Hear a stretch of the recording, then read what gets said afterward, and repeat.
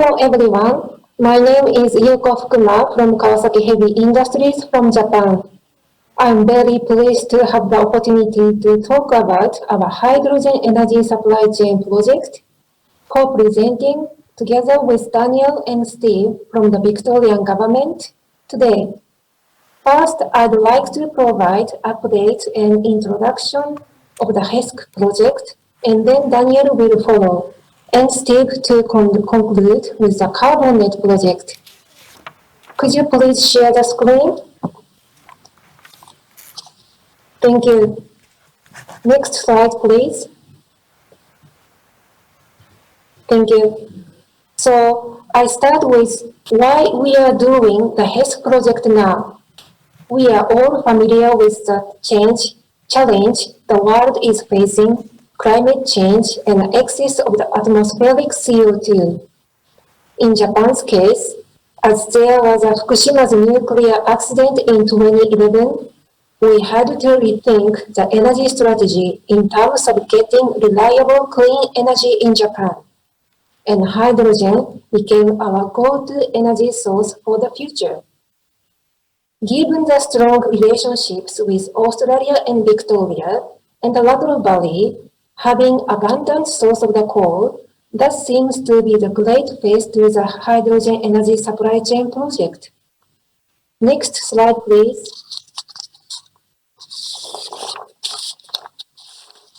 So we are aiming to develop an international hydrogen supply chain producing clean hydrogen overseas from affordable resources and export it to Japan in liquefied form.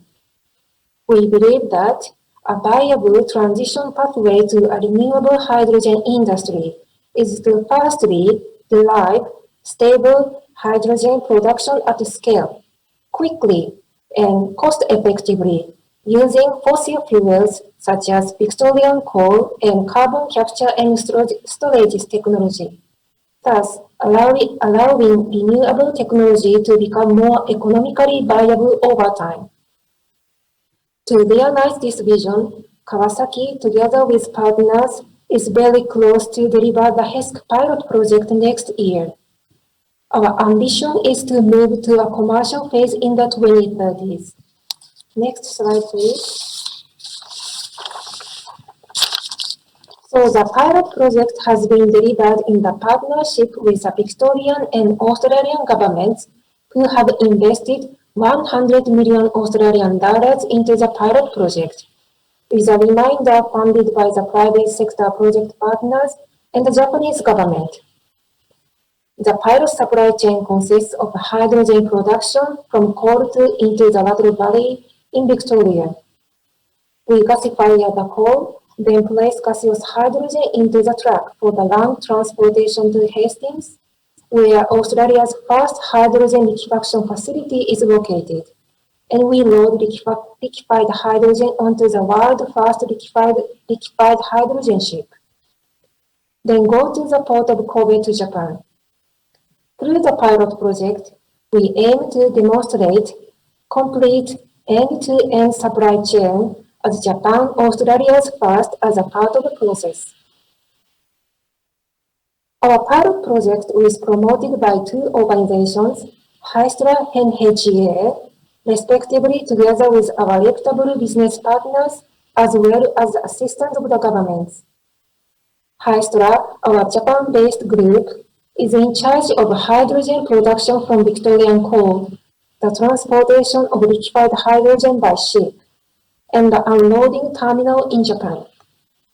And HEA, our Australia-based group, oversees hydrogen gas refining, land transportation, as well as the liquefaction and export terminal in Australia. The pilot project is now almost ready to start. So could you please, next slide. So this is a snapshot of our project partners of both Japan-based group and Australian-based group. So HEA and HESC is managing the project overall. Next slide, please. So this is a snapshot overview of the pilot project components. So for the pilot project, we have already purchased the carbon offset mitigation for the CO2 emission reduction. Next slide, please. This is the overview of the prospect for the commercial project if we proceed with the commercial project after the pilot project. So in the commercial project, we definitely utilize the carbon capture and storage project as Carbonnet Project. Next slide, please. So this is a recent image of the sites in Japan and Australia. So construction works in both countries have completed now. And last December, we launched the world first liquefaction hydrogen Suiza Frontier. And in this March, the liquefied hydrogen tank was successfully installed on the ship. Please, next slide. So we expect that the first shipment of hydrogen from Australia to Japan is scheduled in early 21st. Lastly, I mentioned the community and stakeholder engagement activities in Australia, which I have been managing, as it is another vital element for us to gain support and understanding of the project in Australia. Engagement activities have been progressing well, including community information sessions and briefing meetings. We are now focusing on the virtual engagement due to the COVID-19 situations. And of course, we have been continuing to partner with Victorian and Australian governments. Kawasaki, together with its partners and business partners and government partners, is ready to contribute to realization of the hydrogen society and the global decarbonization. We cannot wait to demonstrate this through our HESC pilot project next year. Thank you. I'll hand it over to Daniel. Hi, thank you, FUKUMA-san. My name is Daniel BISIGNANO. I'm the Director of International Investment at Invest Victoria, which is the State Government of Victoria's investment promotion agency. And we're very proud to be talking about the HESC project, which has been a big part of the development of the agency over the last 7 or 8 years. So the opportunity, as FUKUMA-san mentioned, was to really get in on the ground floor for one of a big game-changing investment opportunity and a huge potential future industry. Secondly, Victoria has the world's second largest brown coal reserves. This provided us an opportunity to potentially use an asset that has enormous value to the state in an environmental, sustainable way. And finally, our coal resources and the location of the HESC pilot infrastructure and hopefully commercial projects are in regional Victoria. So it's an area that the Victorian government has a focus on developing. So very much we were looking at these kind of opportunities through our partnership in this project. However, there are challenges. There are many technical challenges in which we're very confident that we've partnered with some of the most technically capable companies in the world to help resolve those challenges. There are also social challenges. In Australia, coal is a difficult resource to use in an environmental, sustainable way.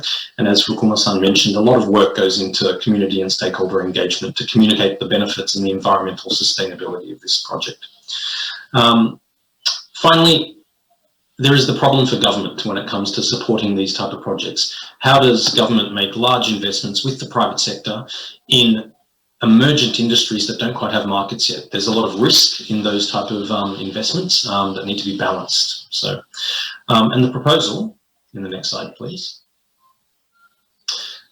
was really to establish a pilot project to test the supply chain, to demonstrate to the local community and local stakeholders the potential to really build this industry in Victoria. Now, whilst the pilot in itself has a lot of large numbers in terms of the investment and the potential jobs that would be created and the technology that would be transferred, as an economic development agency, our interests lie primarily in creating a pathway to a commercial project. And you can see from the figures up on screen that this would be a substantial resource and export investment that would create significant employment, exports and economic uplift for the state. And in the end, that is really what excited and interested the Victorian government, the ability to build this new industry in collaboration with our partners. Next slide, please. So, as the title said, this was 7 years in development. It took quite a long time early on, and many of the activities you can see there from the NATO investigation, the feasibility study, was really about the Japanese government and its partners building up the feasibility for the potential for this type of project in Victoria. It really came to us a bit later on, and we focused pretty much on how do we de-risk the investment at the beginning through a small kind of partnership. So we partnered to develop and progress a FEED, front-end engineering and design study, to really give us both comfort that this would be a commercially prospective at a pilot stage proposition. And then developed all the way into a funding agreement for our contribution towards this project. So you can probably see there is a lot of time that's elapsed from when the FEED commenced to when we actually partnered and signed an agreement. And very much that was really to encapsulate and make sure that we had created a platform that we could all understand our individual roles, obligations, and create a pathway for success. Next slide, please.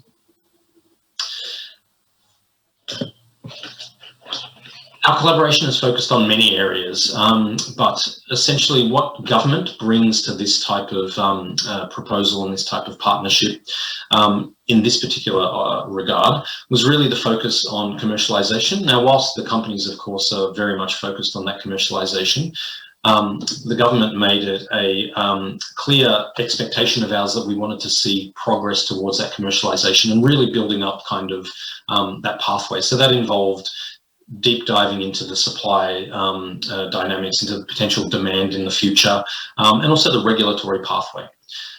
Research was a key kind of focus of ours. So we've spent a lot of time and energy helping to connect the HESC project partners with research organisations in Australia to, one, increase and uplift the capabilities that we have in the emerging hydrogen industries. The consortium coordination. Unlike many projects, the Victorian government plays a critical role sitting within the consortium parties on all the governance bodies and committees as they deliver this project. We see this very much as a collaborative activity, not just one that we are funding. And our involvement being on the inside of that agreement really helps us to understand the needs of the consortium partners and also kind of what the government needs to do to create the pathway for this commercial investment. So coal preparation is a key area of interest of ours. As I mentioned, we have the world's second largest brown coal reserves. However, it is very difficult to access the energy within that just due to the moisture content. So a considerable amount of the research focus of the consortium parties is really on how do we unlock that potential. The CCS collaboration, which Steve will talk to in the subsequent section of the presentation, is really critical to this project going ahead for it to be clean hydrogen produced. And I'll let Steve kind of talk about the activities we're doing in that regard. And also the pilot infrastructure. It was very important for us to have the entire supply chain demonstrated in Australia for a number of reasons. What that does is it really allows one, the community to get familiar with what these facilities look like, for regulators to actually look, touch, feel, and actually see how these projects work on the ground as we look to amend our own legislation and create a pathway for a commercial plant. But also for universities, researchers, even school groups to be able to visit and actually understand that what is possible from these types of investments. Next slide, please. And finally, just some key success factors that we've noticed over the 7 years or so. So governance and leadership was vitally important. So I would take my hat off to the Japanese partners that came to us and really showed persistence and leadership over many years to make sure that this was on the government's agenda. And then subsequent to that, the very detailed governance so that everyone understands their roles and responsibilities in this type of partnership. Sharing risk was very, very key as well. And not only financial risk, but reputational risk and implementation risk, making sure that government is there partnering with the private sector to really minimize the or maximize the chance of success. And that leads into the partnership approach. We have not approached this as a product or commodity or service that we're buying. We're very much invested in the delivery, not just as funders, but as potential future collaborators. I've spoken a little bit about the focus on commerciality and making sure that all project partners are always pointed in that direction. Acknowledging culture was something that I thought Invest Victoria brought to this equation.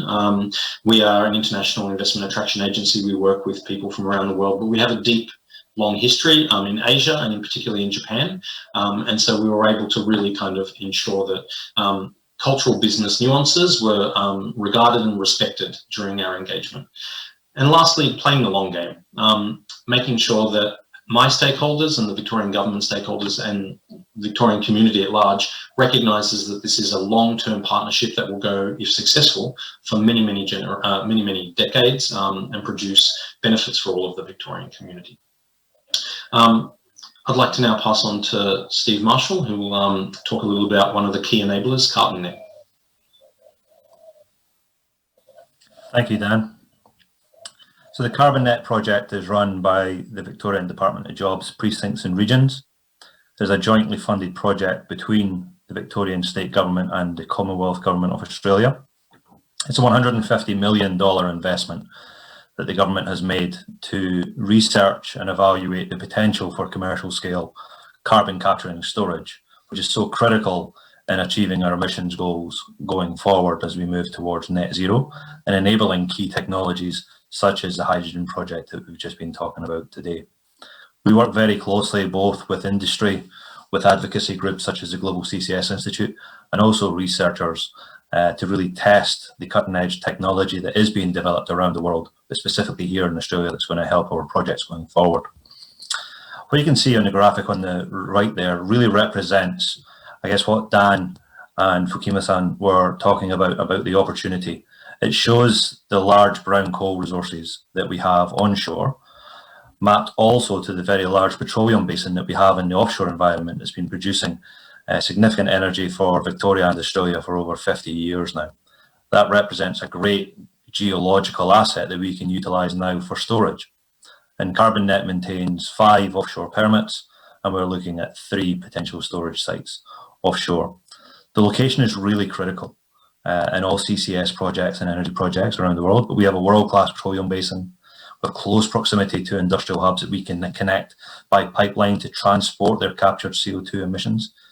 And in Victoria, we're blessed with a very highly skilled engineering and technical workforce. So the future vision there shows the southeast corner of Victoria.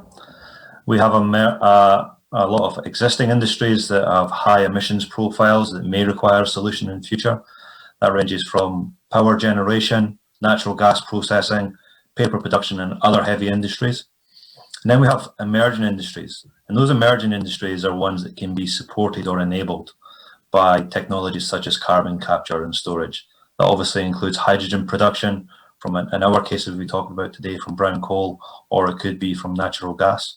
Fertilizer production, direct air capture and bioenergy with CCS, which are getting into those negative emissions, which are also so critical as we strive for net zero going forward.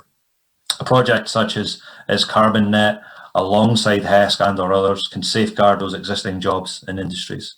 It introduces those new industries to remote regions, developing highly skilled jobs going forward, utilising that experienced workforce that we have already, and really looking at new employment opportunities in regional Victoria, which is so important for our work as a government. It's been a very productive year for the Carbonnet Project and CCS in general around the world. I'm sure many of the attendees today will have heard a lot about projects around the world, which we're very pleased to see. But in the past year, we've conducted significant offshore operations to do appraisal activities on our primary storage site, the Pelican site. We've gone through an international peer review on the first regulatory application that the site would require, which is known as a declaration of storage. And we've encountered wide-ranging industry engagement, public engagement, really not only to talk about what are the opportunities of the project such as Carbonnet, what does it enable, but also sharing what are some of the risks, what are the concerns that people want to do. And that's a large part of our role, as well as the technical work, is really engaging with people to educate them on the opportunities. And obviously being a government department, we're obviously looking at existing legislation. Is that suitable? Is it practical to support these mega projects going forward? What changes need to be made going forward to support hydrogen and CCS? So as mentioned, at the start of the year, conducted a very major operation by bringing a drilling rig from the northwest of Australia onto our Pelican site, which is approximately 8 kilometres offshore.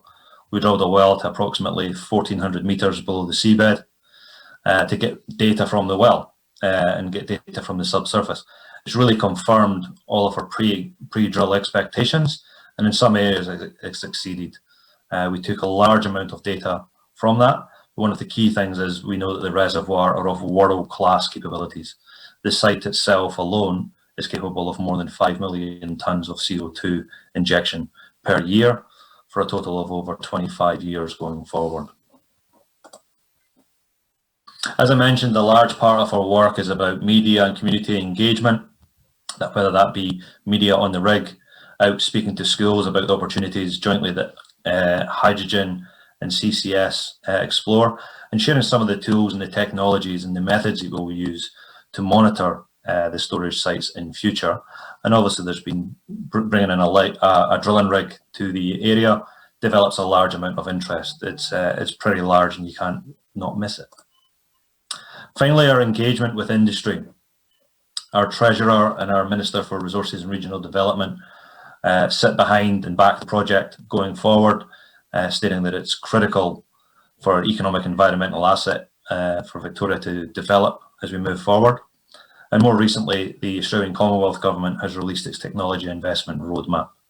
That roadmap has a number of key topics that the government wants to focus its investment into technology upon.